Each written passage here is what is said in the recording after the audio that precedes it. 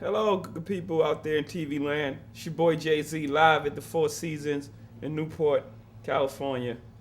What's up, Mark?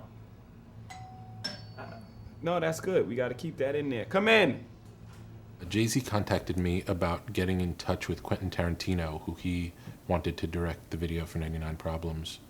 And at that time, I said that I would reach out to Quentin, but I really thought Mark was the right guy. And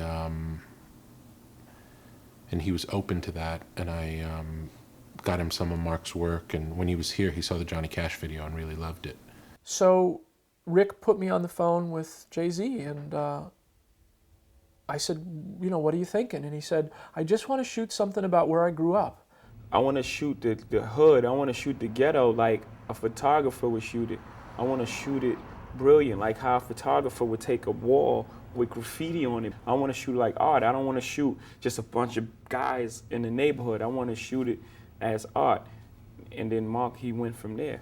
I have this love for this street reportage photography about New York. I said, well, if I can bring that aesthetic to a rap video, because they never, recently anyway, they never let you shoot black and white videos for rap or for any other genre.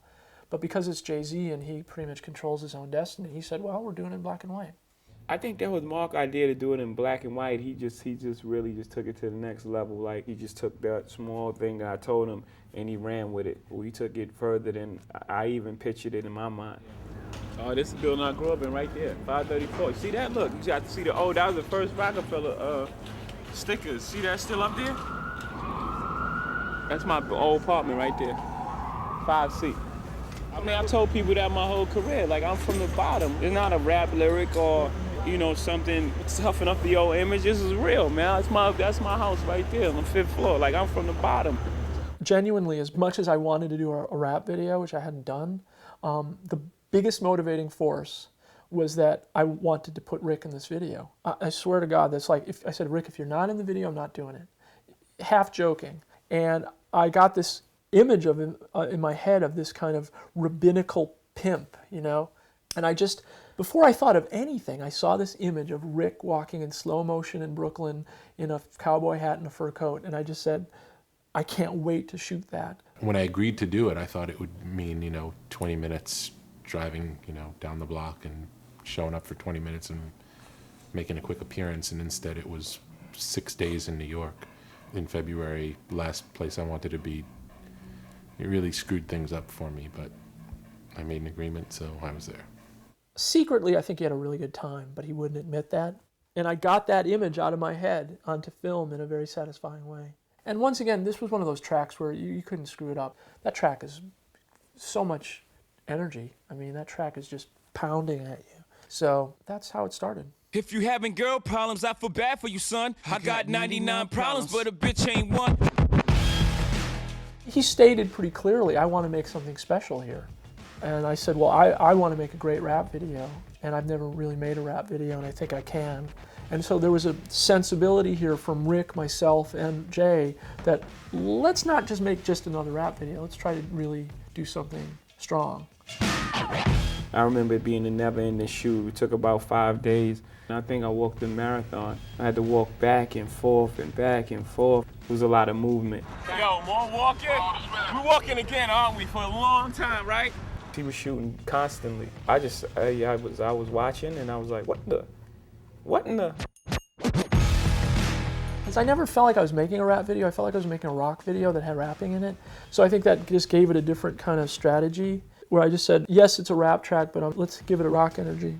There was supposed to be a shot of me with a bunch of these girls, and the girls were late, and Gallo came with me to the set just to hang around. And we just wanted to get it over with, so we did it with Gallo instead of the girls. I don't even know what it means in the video that he's in there, and a lot of people are like, what's that white guy doing in the video? I've rationalized that he's the hitman or something, but, there's no reason for it. He's one of the most photogenic humans in the world, and I don't know, it'll make it bigger in Japan.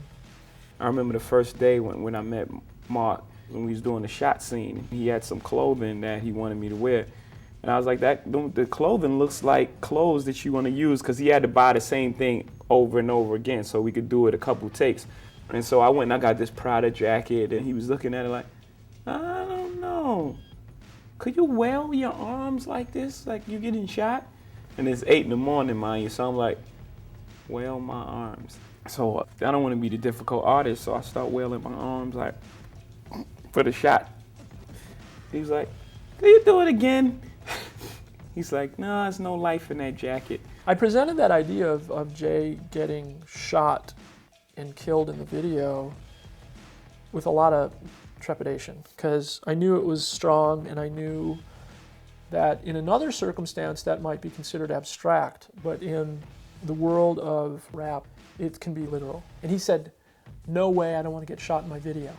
I don't remember what I said, but I kept kind of cajoling him. And finally I got this BlackBerry message back from him, which might have just been him giving up, which said, I trust you. That's why I agreed to it, because it was the whole, where I was at in my career and the transition from artist to executive to possibly whatever, what I'm saying, just for me turning the corner, it just fit so well with what I was doing. I shot some absurd amount of footage. I don't know how many hours of footage, but it was something like 12 hours of footage for a 3-minute video.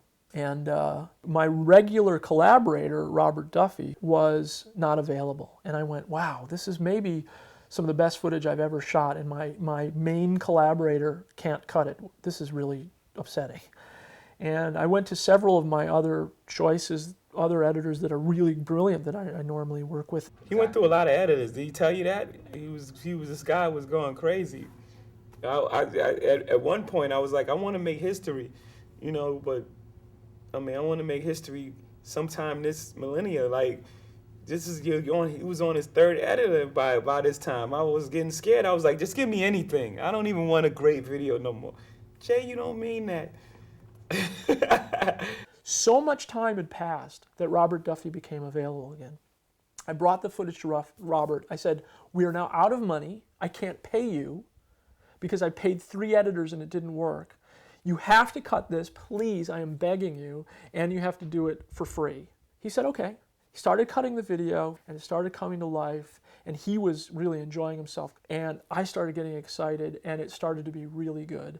Now, the situation with Jay is so bad that he thinks I'm a total unprofessional jerk. I was panicking at first. I thought he was nervous that he didn't get it. I thought he didn't capture the moments. I thought he didn't get those moments. And I was like, how can he not get those moments? Because when you look at the camera and everything, you look in the camera, you're like, that looks wonderful. And then he sent me some footage, and I was like, this is great. What's the problem? Jay saw the video finally, and I got a BlackBerry message from him, and all it said was, wow. And he was really happy, and that's that long saga of editing 99 Problems. Yeah, I knew it was going to be something special, and especially when the channels were saying they wasn't going to play it, or they was only going to play it at night, or I had to do a disclaimer in the beginning. I was like, oh, okay, this is great. What's up, guys? I'm John Norris with MTV News. Precipitated by rising gun violence amongst young people, MTV has for more than a decade now discouraged videos containing any kind of gun imagery or gratuitous violence. On very rare occasions, however, when compelled by the artistic merits of a particular clip, MTV has offered at least some form of limited airplay to just a handful of controversial videos. MTV went, oh shit, how are we going to show this? And I've been through this with 9 Inch Nails Closer, where they knew that if they didn't show it, it was worse than if they did show it. So they said, well, we can show it, but we're not going to show you getting shot. And Jay amazingly said, if you don't show me getting shot, you can't have the video. Every time I meet with guys like Rick Rubin and with Mark also, it just reaffirms, what I'm doing, that I'm doing the right thing with having these fights with the powers that be. You know what I'm saying? 'Cause these guys stick to their guns. And it really gives Brooklyn this kind of aesthetic that you don't really see. I can't even think of any films that have really done it, that have really captured the beauty of the soulful side. It's really good. People worked really hard on that video. It was in the middle of February. There were long hours. It was really cold. It was hard to shoot. So I'm really happy that the people that worked so hard on it got recognized. I mean, Robert Duffy got an MTV award for editing it.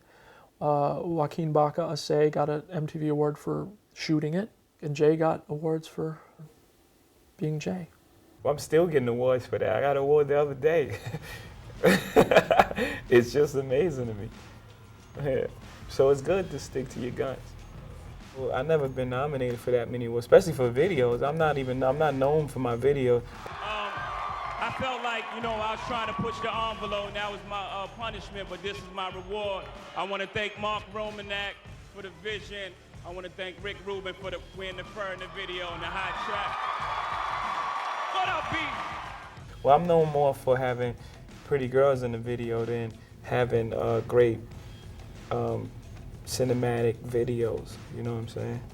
So it was a great time for me.